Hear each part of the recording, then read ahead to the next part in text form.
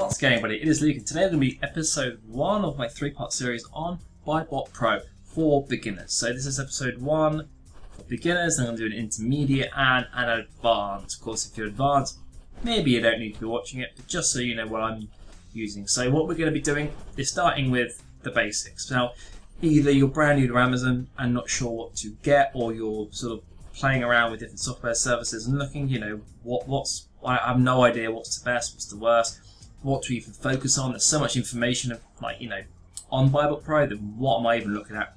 So what we're going to be doing is going over quickly what everything is, but then what I would focus on as a brand new seller, because it can be really overwhelming with all of these different data points.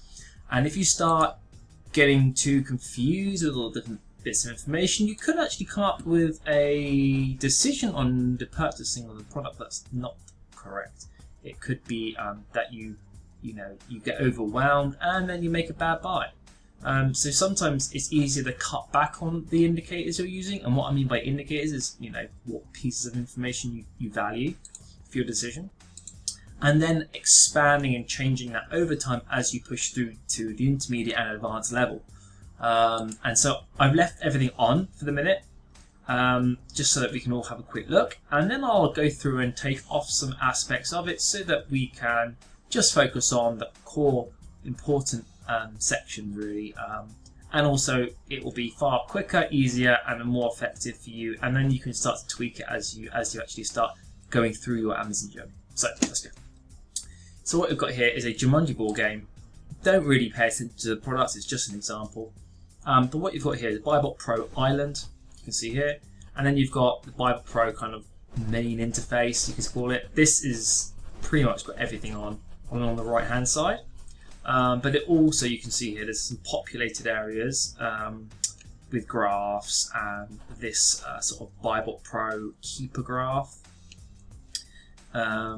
integration basically. So Keepa is a separate software that looks like this, a bit different, but pretty much for what we want. It's the same information, and it's also the sales. But it's basically, this is really important, and you can go ahead and buy Keepa itself, but as a beginner, you don't really want to be paying out a lot of money. So why not get BuyBotPro, which is a little bit more expensive, but you get a hell of a lot more information. All this stuff on the right. Because Keepa itself is just this very small graph, well, 2 graphs here. And so you get this as part of the package, or you can go and get Keepa separately, so it's up to you. But I would say just keep it simple, and this is one of the main things you will be using as a beginner, this little bit down here. But we'll quickly run over what everything is, and then we'll take some stuff off and we'll go through it. So this is going to give you, a summary. This is ultimately your summary board of everything that you've put in, yeah? Which we'll look at in a sec once I go over an example. And this is where you want to be focusing on as well. So you'd enter your buy price of the product, and then you'd obviously enter the sell price. Now the sell price would be the sell price that it currently is, but sometimes you want to just double check that's correct. Here you might want to play around and say, okay, well, I'm going to buy 5. I normally keep it simple and to stick it on 1, because you can always just go ahead and go, okay, well, what would 5 lots of that profit be if I sold 5? You can just do it that size yourself. I just want a very simple answer. Definitely as a beginner, you just want to get a profit for 1 unit, and then you can work up the rest later and make a decision. Because definitely as you start it off, you're not going to make a big buy. Maybe you are just buying 1 and you want to try it out. So you want to make, obviously, as a non-VAT registered seller, that's going to be empty. So as a VAT registered seller, you can play around with that. But again, that's for the future. Don't worry about it. You can also play around with these. I would keep them off. Now, if you're doing merchant fulfilled, sure, turn merchant fulfilled on. But most people are doing FBA, so keep all of those off. This is quite important too. Eligibility. Again, you can see you can turn things on and off, but I would say keep this section and this section on for sure, because obviously you need this to work out your profits, and then you want to know that can you sell this product, because it might be that you cannot sell a lot of products at the beginning, and you want to check before you make a purchase. So, is it hazmat? Basically, is it allowed to be sent into Amazon? Are you eligible to sell? And is it a dangerous good? Now, if any of these are basically red, then it basically means you can't sell it. Or there's a reason that maybe you can't sell it right now. Yeah? I won't go too much into it, but just make sure that these are green. And as a beginner, it might be that some of them will basically be red, and that's part and parcel of the whole beginner stage, where you maybe need to go and look to get ungated or something like that. So all of this is kind of empty at the moment, all of this data. So what we're going to go ahead and do is just enter a buy price so we can see everything populate. So we're just going to put $9.99 for an example, and we're going to click the Analyze button, okay? So once you've done that, and maybe this is something you want to do right away. So the first thing you'll go ahead and do, obviously, is enter a buy price. And you want that to be the first thing you do so that all of this information is populated, and then you can run through everything in order, okay? And if you really want, you can go ahead and close that to make it easier. We check that, you can close that. Now, of course, later on, you don't need to close it. It's just so that you're not getting confused with the data. Now, this summary board here is actually just bits of information picked from this more, informative section. Obviously, this is broken down a lot more, data-driven, as in it's got a lot more data points. It's got a lot more words, a lot more. This is just trying to make it a lot easier for you to see, so you can go, okay, eligible, hazmat, IP, all green, check. Profit, what's the ROI? Check. Good. And it also gives you a summary down here of things like, what's the average ROI, blah, blah, blah. Now, I don't necessarily use this, but as a beginner, this may be like a good checklist for you to work through, just to make sure you're not missing anything. But the same information is on here, so I will quickly go over this. Now, I'd always leave this discount empty, because usually I would work out my buy price after any discounts and offers, yeah? So that would already be taken into consideration. The thing that I do like is notes. If you know little things, little pieces, maybe great seasonal demand at Christmas, you can pop it in the notes and it will stay there, and then you can either, periodically just go and check it or whatever you want to do. It just gives you a little bit more information here to include some really, maybe some like little prompts for you for the future. Again, you can connect it to Google Sheets and stuff like that. Right now, we're keeping it simple. Keep that off. Now, this is the same, obviously, as this, but if you highlight it, it will show you why it thinks it's good. So the average ROI on investment is 32%.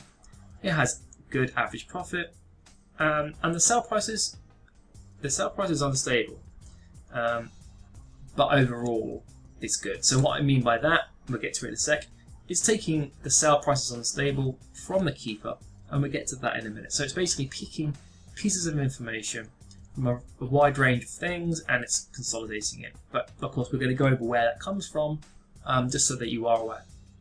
But for the minute, we can close that down because we've got it up the top. Now, this is interesting as well. Estimated sales calculator. Now, as a beginner, you may be like, okay, how do I read Keepa, which is the Keepa BuyBotPro integration here?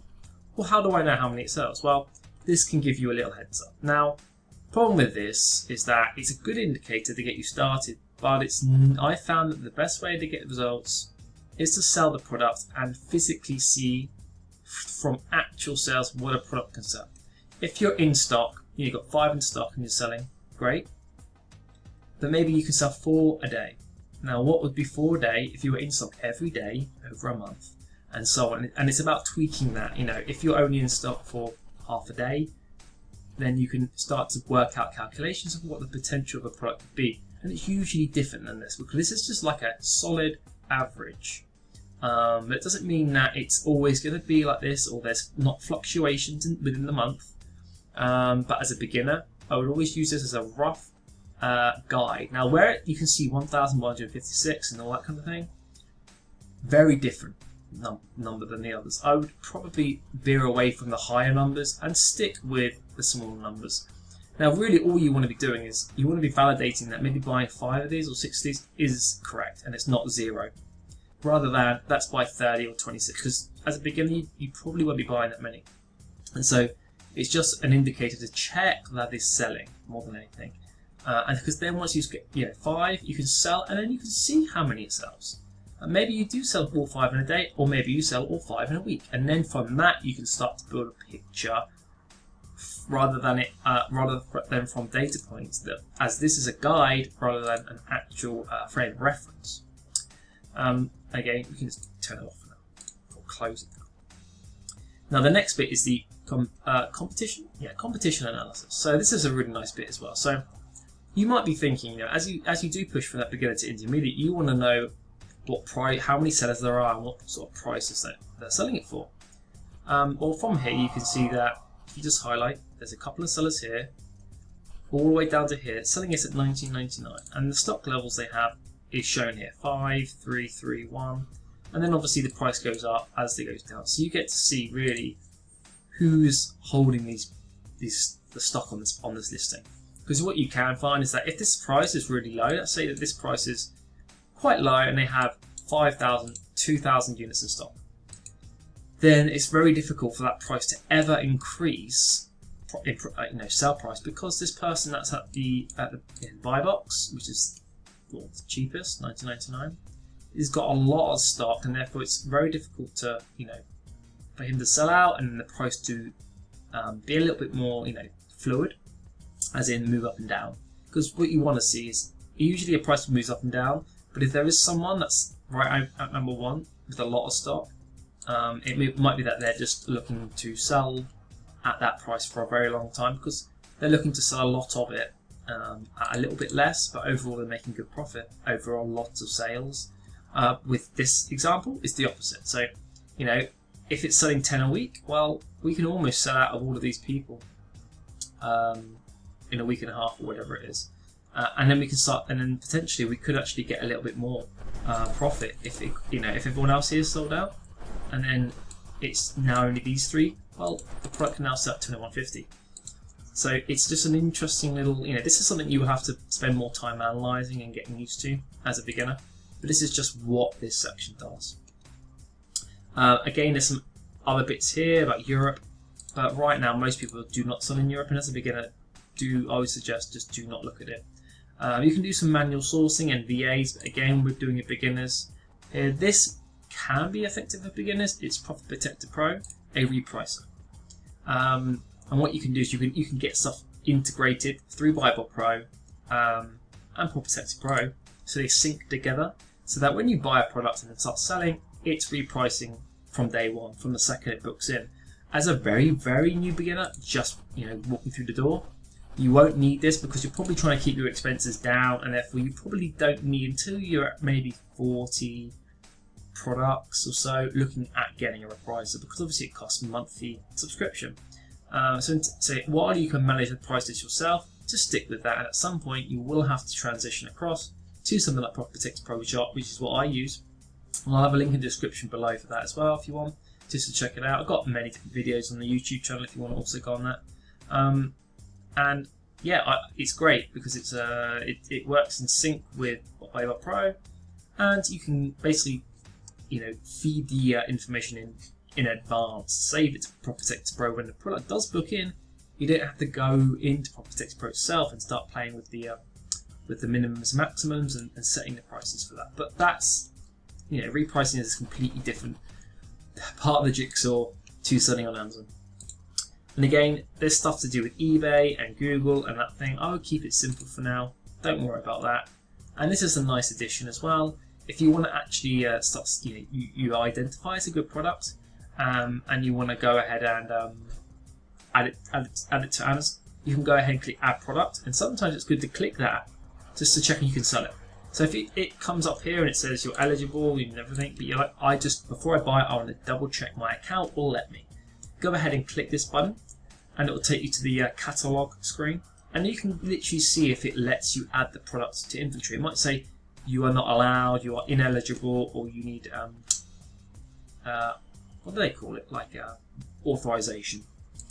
So it's just another check for you to do, and the home would take you to your Amazon seller account basically. Now let's get to this bit. So that's basically all of this information is useful, but it does populate most of the points into this to make it a little bit more manageable. But you might just want to get familiar with what's what, and then decide, as you start to get to an intermediate and advanced, decide everyone's different, decide what fits for you as a seller. Okay, now this is the most vital part of it. So a lot of this data on the right is actually taken from here. So you can actually use this to find all the data here. It's just it's a little bit more of a steeper learning curve more than anything. So there's two graphs. So I've just clicked all time meaning the complete history of the product.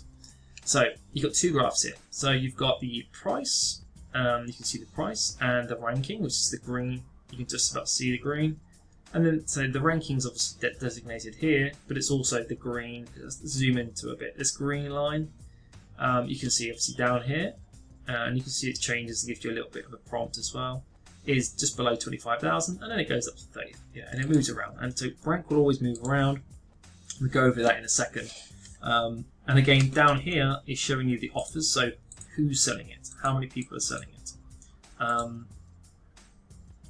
You can see here it's actually been pretty much from the beginning of time. I don't know if this is correct. Maybe we should refresh.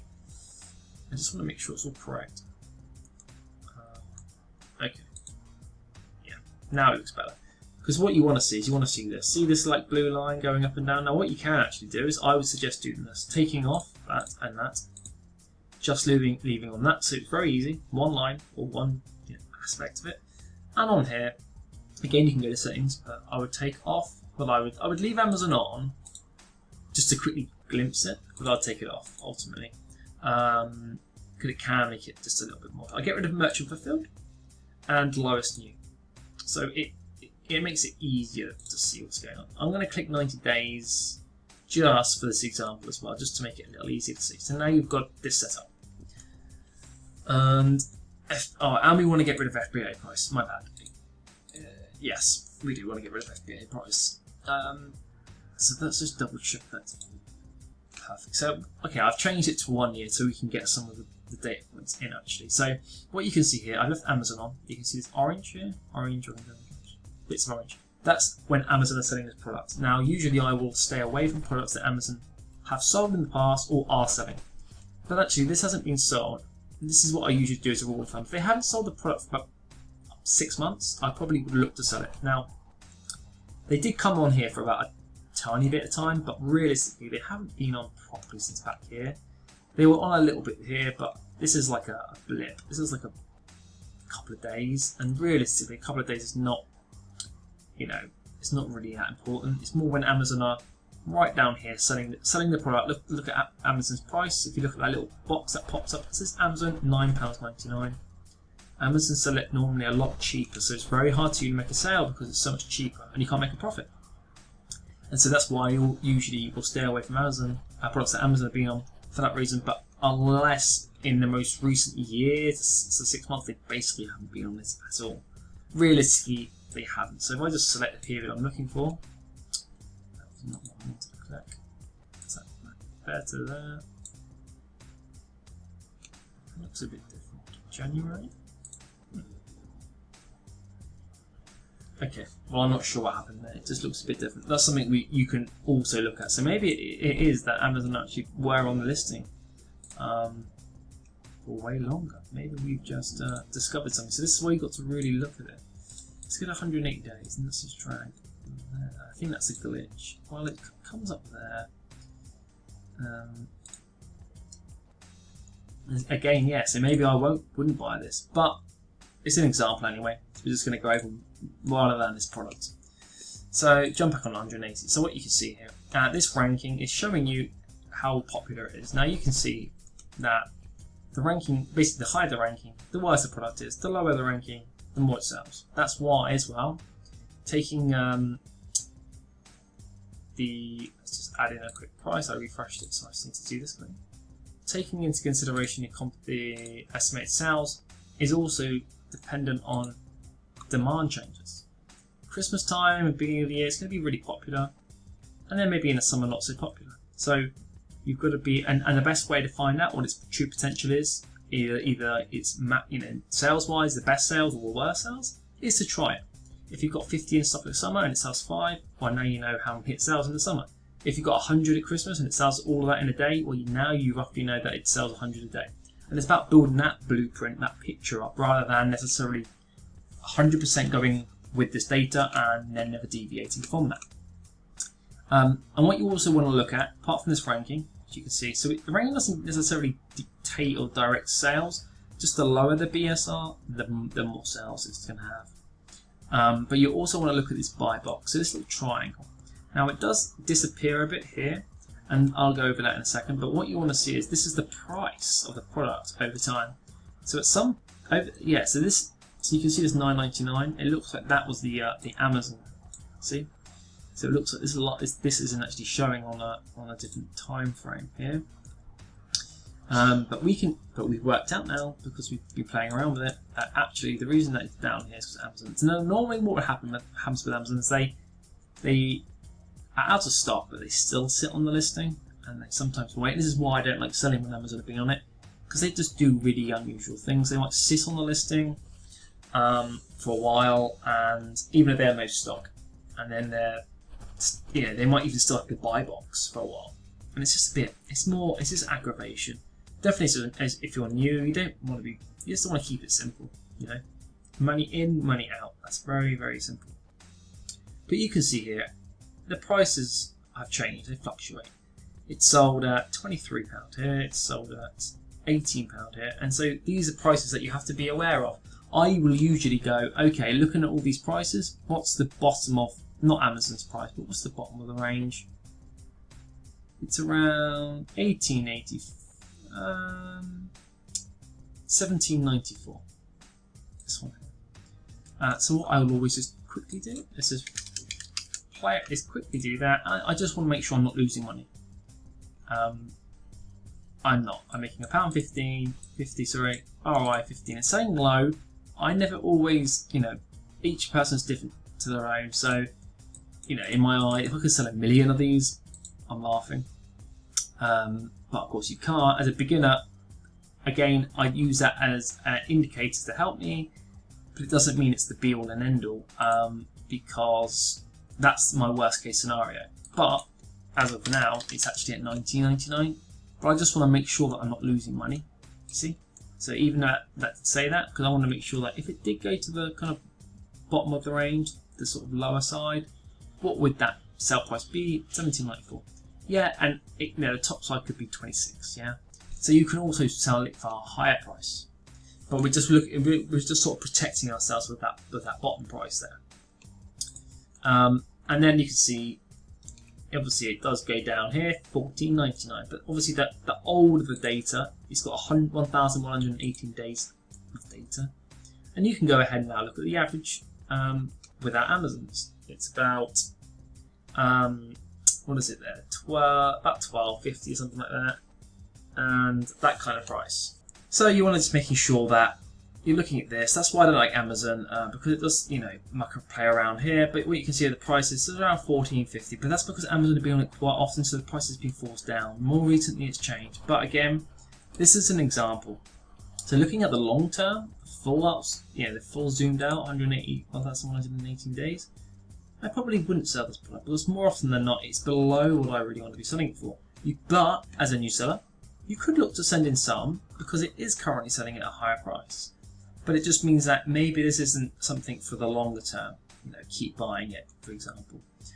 So it's just giving you extra. So what you want to do is build a picture with pieces of information, whatever you find is the best fit.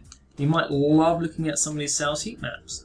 For me, I don't. I keep it simple, because I'm keeping it simple from here.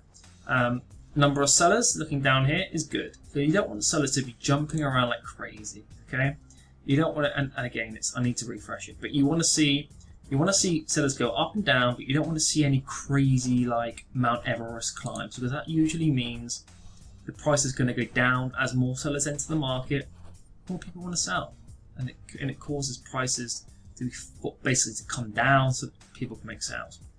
Again, if you're new and you want to start using little averages for pieces like this, you can. I would say it's not a bad option, but I don't. But you can. Again, there's a table here.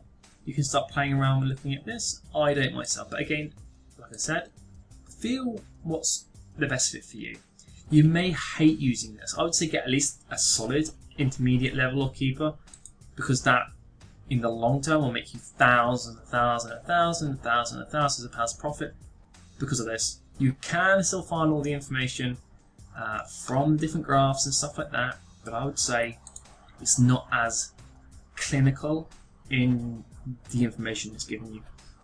And ultimately, as you start progressing through the intermediate and advanced, I would say that you need to tweak however you want it to fit for you, for your business, or a virtual assistant, because you may move on to a virtual assistant at some point, and I would say it's always good to get an idea of what's good for who and what your goals are.